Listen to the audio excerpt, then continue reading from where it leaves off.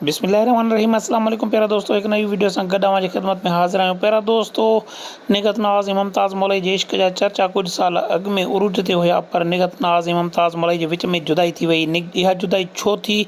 निगहत नाज़ सां थंबनेल में गॾु नज़र ईंदड़ शख़्स केरु आहे? गुलाम कादिर घायल जो निगहत नाज़ सां कहिड़ो तालुक़ु हुयो?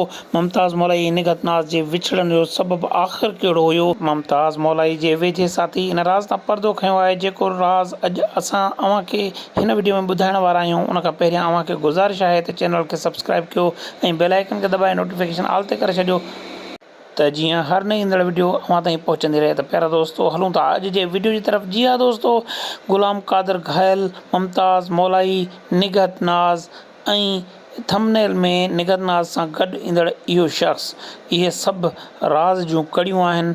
जी हाँ दोस्तों, निगहत नाज़ सां गॾु नज़र ईंदड़ इहो शख़्स निगहत नाज़ जो ड्राइवर हुयो, जंहिंसां निगहत नाज़ जा ग़लति रिलेशन हुया।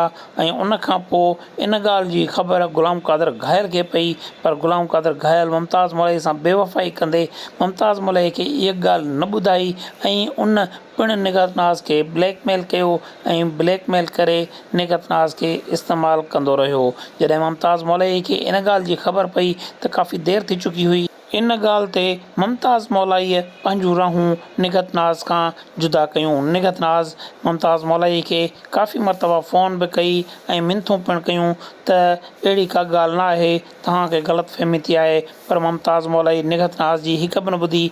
पर मुमताज़ मौलवी जी इहा बहादुरी ऐं हौसलो आहे जो माण्हुनि जूं ॻाल्हियूं ॿुधंदे निगहत नाज़ जे हिन राज़ तां पर्दो न खयईं ऐं निगहत नाज़ खे बदनाम थियण खां बचाईंदो रहियो। त प्यारा दोस्तों, हीअ हुई अॼु जी वीडियो, जंहिंमें असां अव्हां खे निगहत नाज़ ऐं मुमताज़ मौलवी जे विछड़ण जी असुलु सबबु ॿुधायो। कुझु दोस्तनि खे इन ॻाल्हि खां इख़्तिलाफ़ हूंदा, पर हक़ीक़त इहा आहे त मुमताज़ मौलवी ऐं निगहत नाज़ जे विछड़ण जो इहो ई सबबु हुयो। प्यारा दोस्तों, हीअ हुई असांजी अॼु जी वीडियो पसंदि आई हुजे त दोस्तनि सां शेयर कयो, कमेंट करे पंहिंजी राय खां आगाह कजो। पंहिंजो ऐं पंहिंजे प्यारनि जो खोड़ सारो ख़्यालु रखिजो। दुआउनि में गॾु, सिंध सलामत, साथ सलामत, अल्लाह निगहबान।